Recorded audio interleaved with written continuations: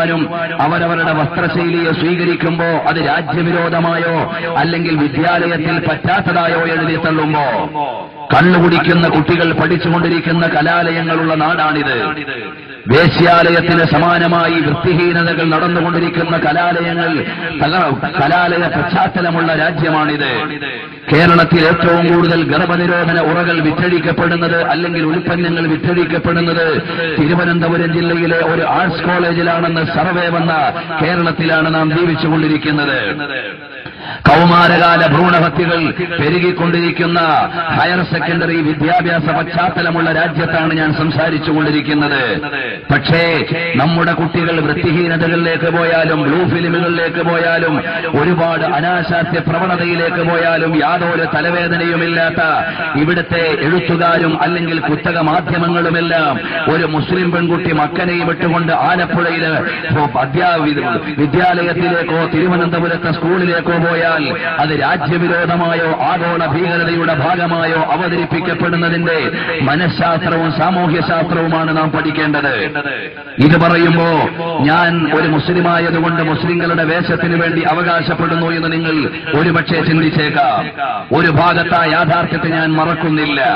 പക്ഷേ 1789 രൂപപ്പെട്ട ഫ്രാൻസ് എന്ന് പറയുന്ന രാജ്യം 1/2 കോടിയോളം മുസ്ലിങ്ങൾ ജീവിച്ചുകൊണ്ടിരിക്കുന്ന ഒരു രാജ്യമാണ്. അവിടെ 1900 ആളുകൾ നിഷ്കർഷിതമായും അതുപോലെ തന്നെ ആയിരങ്ങൾ മാത്രം ചുരുങ്ങുന്ന സഹോദരിമാരാണ് അവിടെ മക്കന ധരിച്ചുകൊണ്ട് ജീവിക്കുന്നത്. ഏകദേശം 1/2 കോടിയോളം മുസ്ലിങ്ങൾ വസിക്കുന്ന ഫ്രാൻസ് എന്ന് പറയുന്ന രാജ്യത്തിലെ ആയിരക്കണക്കിന് പെൺകൊടികൾ മാത്രം മക്കന ധരിക്കുമ്പോ അതിനെതിരെ ശക്തമായി തീരുമാനമെടുക്കാനാണ് ഗവൺമെന്റ് പാർലമെന്റ് കൂടുന്നത് എന്ന് വരുമ്പോ ഈ മക്കന പ്രശ്നത്തെ എത്ര ഗൗരവതരമായിട്ടാണ് ഓരോ രാജ്യങ്ങളും വിലയിരുത്തുന്നത് എന്ന് നാം പഠിക്കേണ്ടതുണ്ട്. ആംനസ്റ്റി ഇന്റർനാഷണലും ഹ്യൂമൻ റൈറ്റ്സ് വാച്ചും ഈ വിഷയത്തെ എങ്ങനെയാണ് വിലയിരുത്തിയത് എന്ന് നാം പഠിക്കേണ്ടതുണ്ട്. കാരണം ഇസ്ലാം എന്ന് പറയുന്ന ആഗോളതലത്തിൽ ഏറ്റവും ശ്രദ്ധേയമായ ഒരു മതം, ആ മതം പുലർത്തിപ്പോരുന്ന ഒരു ആചാരത്തെയും അനുഷ്ഠാനത്തെയും സംസ്കാരത്തെയും കേവലമായ ഒരു കാടത്തമായി അവതരിപ്പിക്കുകയാണോ വേണ്ടത്, അല്ല വസ്തുതാപരമായി വിലയിരുത്തുകയാണോ എന്ന് വ്യക്തമായി പഠിക്കേണ്ട സാഹചര്യത്തിലാണ് ഞാനൊരു കാര്യം ഓർമ്മപ്പെടുത്തുന്നത്. മക്കനയ്ക്കെതിരെ ആഗോളതലത്തിലുണ്ടായ ഇത്തരം പ്രതിഷേധത്തെ ആഗോള മനുഷ്യാവകാശ സംഘങ്ങളും അതുപോലെ തന്നെ ആംനസ്റ്റി ഇന്റർനാഷണലും കണ്ടത് a complete ban on the covering of the face would violate the rights of freedom of expression and religion of those women who wear the burqa or niqab. അവിടുന്ന് ബുർഖയോ അല്ലെങ്കിൽ മുഖമക്കനെയോ ധരിച്ചുകൊണ്ടിരിക്കുന്ന മുസ്ലിം സഹോദരിമാർക്ക് അത് ധരിക്കുവാനുള്ള അവകാശം നിഷേധിക്കുക വഴി ആഗോള മനുഷ്യാവകാശത്തെയും മതസ്വാതന്ത്ര്യത്തെയുമാണ് ചോദ്യം ചെയ്യുന്നത് എന്ന് ഹ്യൂമൻ റൈറ്റ്സ് വാച്ചിന്റെ ആമുഖത്തിൽ എഴുതി വെക്കുമ്പോ പ്രിയപ്പെട്ട സഹോദരങ്ങൾ മനസ്സിലാക്കേണ്ടത് വാഷിംഗ്ടൺ പോസ്റ്റിന്റെ മുഖപ്രസംഗത്തിൽ ബെൽജിയം ഗവൺമെന്റ് എടുത്ത തീരുമാനത്തിനെതിരെ കടന്നു വന്ന ചില കുറിപ്പുകൾ കൂടി ഞാൻ വായിക്കാം. അതായത് ആഗോള മുസ്ലിങ്ങളുടെ നടപടിക്രമങ്ങളെയും മുസ്ലിം സഹോദരിമാരുടെ വേഷവിധാനത്തെയും ചോദ്യം ചെയ്തുകൊണ്ട് പല രാജ്യങ്ങളും അവരുടെ പാർലമെന്റുകളിൽ ശബ്ദമുയർത്തുകയും നടപടി സ്വീകരിക്കുകയും ചെയ്തപ്പോൾ അതിന് മനുഷ്യബോധവും നിയമബോധവുമുള്ള ആളുകൾ എങ്ങനെയാണ് വിലയിരുത്തിയത് എന്ന് നാം അറിയേണ്ടതുണ്ട്. അപ്പൊ ബെൽജിയൻ ഗവൺമെന്റിന്റെ തീരുമാനത്തിനെതിരെ വാഷിംഗ്ടൺ പോസ്റ്റിൽ വന്ന ലേഖനത്തിന്റെ മുഖപ്രസംഗത്തിൽ കാണാം, they are violating fundamental rights to free expression and religious freedom. മതസ്വാതന്ത്ര്യത്തിന്റെയും മനുഷ്യ സ്വാതന്ത്ര്യത്തിന്റെയും കടക്ക് കത്തിവെച്ചുകൊണ്ടാണ് ഇത്തരം തീരുമാനങ്ങൾ ഒരു ഗവൺമെന്റ് എടുത്തിരിക്കുന്നത്. Banning their customs, clothing or their places of worship will not make them more European, it will only make Europe less free. അവിടുന്ന് ഇത്തരം നടപടികൾ സ്വീകരിക്കുക വഴി അഥവാ മുസ്ലിങ്ങളുടെയോ മറ്റേതെങ്കിലും സംസ്കാരങ്ങളുടെയോ ശൈലികളെയോ ഭാവങ്ങളെയോ നിഷേധിക്കുക വഴി ലോകത്തെ മുഴുവനും യൂറോപ്പിലേക്ക് വലിച്ചു കെട്ടാമെന്ന് വിചാരിച്ചാൽ യൂറോപ്പിനെതിരെയുള്ള വിപ്ലവമാണ് അഭിമുഖീകരിക്കേണ്ടി വരിക എന്ന് വാഷിംഗ്ടൺ പോസ്റ്റ് പറയുമ്പോ പ്രിയപ്പെട്ട സഹോദരങ്ങൾ മനസ്സിലാക്കേണ്ടത് ഈ ഒരു വിവാദത്തെ മാത്രം ചുറ്റിപ്പറ്റിയിട്ട് ആഗോളതലത്തിൽ മുസ്ലിം സമുദായത്തെ ഒരു ഭാഗത്തിരുത്താമെന്ന് വിചാരിക്കുന്ന ആളുകളാണ് യഥാർത്ഥത്തിൽ മക്കനെതിരെയുള്ള വിവാദങ്ങൾ കൊണ്ടുവരുന്നത്. ഒരു യാഥാർത്ഥ്യം കൂടി ഇവിടെ നാം മനസ്സിലാക്കണം. കേരളത്തിലുടനീളം ഇന്ന് വരെ മക്കന വിവാദവും തൊപ്പി വിവാദവും ഉണ്ടായ സ്കൂളുകളെ കുറിച്ച് നാം പഠിക്കണം. ആ സ്കൂളുകൾ പരിശോധിച്ച് നോക്കിയാൽ കൂടുതലും കന്യാസ്ത്രീമാര് അധ്യാപനം നടത്തുന്ന വിദ്യാലയങ്ങളാണ് എന്ന് നമുക്ക് തിരിച്ചറിയാൻ കഴിയും. ക്രൈസ്തവ മതവിശ്വാസികൾ പുണ്യമായി കാണുന്ന മക്കന ധരിച്ചുകൊണ്ട് കടന്നുവരുന്ന സിസ്റ്റർമാര് നേതൃത്വം നൽകുന്ന അധ്യാപനം നടത്തുന്ന പാഠശാലകളിലാണ് മുസ്ലിം പെൺകുട്ടികൾക്ക് മക്കന ധരിച്ച് പറന്ന് ധരിച്ച് ചെല്ലാൻ സ്വാതന്ത്ര്യമില്ലാത്തത് എന്ന് വരുമ്പോഴാണ് ഇസ്ലാമിനെതിരെയുള്ള കടന്നുകയറ്റത്തിന്റെ ഗൂഢാലോചനയാണ് ഇത്തരം വിമർശനങ്ങൾക്ക് പിന്നിലുള്ളത് എന്ന് തിരിച്ചറിയേണ്ടി വരുന്നത്. വിശാലമായി വിഷയത്തിലൂടെ ഞാൻ കടന്നു പോകുന്നില്ല.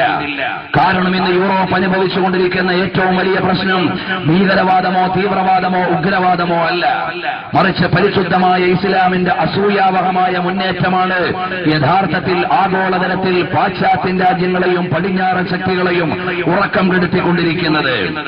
അതിന്റെ ഒരു തുടർച്ചയാണ് നബി സല്ലല്ലാഹു അലൈഹി വആലിഹി വഅസ്ഹാബിഹി വസല്ലമ തങ്ങളെയും അവിടുത്തെ മഹനീയമായ ദർശനങ്ങളെയും എല്ലാം അവമതിക്കുവാനുള്ള പശ്ചാത്തലത്തിലേക്ക് എത്തിച്ചേർന്നത് എന്ന് നമുക്ക് മനസ്സിലാക്കാൻ കഴിയും. കാരണം UK-ൽ 1990-ൽ 12% മുസ്ലിങ്ങൾ മാത്രമായിരുന്നു ഉണ്ടായിരുന്നത്. എന്നാൽ 2000 ആയപ്പോഴേക്ക് 20% മുസ്ലിങ്ങളായി മാറി. ആ വിഷയങ്ങളെ മുഴുവനും വിലയിരുത്തിയ UK ഫ്രീ തിങ്കർ എന്ന് പറയുന്ന മാഗസിന്റെ എഡിറ്ററായ ഡേവിഡ് ട്രൈബ് അദ്ദേഹം എഴുതി വെച്ചു, 2010 ആകുമ്പോഴേക്ക് അല്ലെങ്കിൽ 21ാം നൂറ്റാണ്ടിന്റെ പരിസമാപ്തിയാകുമ്പോഴേക്ക് ഇസ്ലാമിന്റെ യുഗപ്പിറവിയാണ് കടന്നു വരാൻ പോകുന്നത്. കാരണം പടിഞ്ഞാറൻ രാജ്യങ്ങളിൽ മുഴുവനും അസൂയാവഹമായി ഇസ്ലാമിക ചിഹ്നങ്ങളും ഇസ്ലാമിക വിശ്വാസികളും അധികരിച്ചുകൊണ്ടിരിക്കുകയാണ്. അമേരിക്കയിൽ ഏകദേശം 2% മുസ്ലിങ്ങളായി അവിടുന്ന് ഭൂരിപക്ഷ മുസ്ലിങ്ങളായി അധികരിച്ചുകൊണ്ടിരിക്കുകയാണ്. ഇതുപോലെ ഓരോ രാജ്യത്തും ഇസ്ലാമികമായ ചിന്തകളുടെയും ആലോചനകളുടെയും തലങ്ങൾ ഉയർന്നു വരികയും സെപ്റ്റംബർ 11 ശേഷം ഈ ലോകത്തെ മുഴുവനും മുസ്ലിം ഭീകരതയുടെ നടുവിൽ ഭയപ്പെടുത്തി നിർത്താമെന്നും മുസ്ലിം വേഷധാരികളെ മുഴുവനും തീവ്രവാദത്തിന്റെയും ഉഗ്രവാദത്തിന്റെയും കനൽക്കടയിലേക്ക് വലിച്ചെറിഞ്ഞിട്ട് നരവേട്ട നടത്താമെന്നും വിചാരിച്ചിരുന്ന ആളുകൾ, എന്നാൽ അവർക്ക് തെറ്റിപ്പോയി. സെപ്റ്റംബർ 11 ശേഷമാണ് യൂറോപ്പിൽ ഇസ്ലാമിനെ കുറിച്ച് ഏറ്റവും കൂടുതൽ പഠനം നടന്നത്. പരിശുദ്ധമായ ഖുർആനിന്റെ കോപ്പികൾ ഒട്ടധികം വിറ്റഴിക്കപ്പെട്ടത്. അതിലൂടെയാണ് ഒരുപാട് ആളുകൾ ഇസ്ലാമിനെ സ്വീകരിച്ചത്. നിരവധി ചർച്ചുകൾ അനാഥാലയമായി മാറുകയോ തത്തുല്യമായി പള്ളികൾ ഉയർന്നു വരികയോ ചെയ്തത്.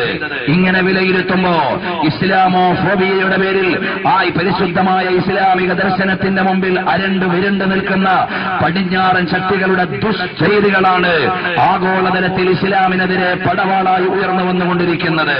അതിന്റെ അവസാനത്തെ ഉദാഹരണമാണ് പ്രവാചകൻ സല്ലല്ലാഹു അലൈഹി വസല്ലമ തങ്ങളെ മുസ്ലിം ലോകം അവരുടെ ഹൃദയത്തിലേക്ക് ഏറ്റെടുത്തിരിക്കുന്നു എന്നും പ്രവാചകൻ സല്ലല്ലാഹു അലൈഹി വസല്ലമ തങ്ങളെ അവഹേളിക്കുകയും ആക്ഷേപിക്കുകയും ചെയ്താൽ ലോക മുസ്ലിങ്ങളെ മുഴുവനും ഇല്ലായ്മ ചെയ്യാൻ കഴിയുമെന്നും ചിന്തിച്ചതിന്റെ ഭാഗമായിട്ടാണ് അങ്ങ് ഡെൻമാർക്ക് മുതൽ തുടങ്ങി ഇന്ന് ശാസ്താംകോട്ട വരെയും ഒരുപാട് ആരോപണത്തിന്റെയും അപകടകരമായ ചിത്രീകരണത്തിന്റെയും പശ്ചാത്തലങ്ങൾ ഇസ്ലാമിന്റെ പ്രവാചകനെതിരെ രൂപം കൊണ്ടത് എന്ന് നാം മനസ്സിലാക്കേണ്ടിയിരിക്കുന്നു.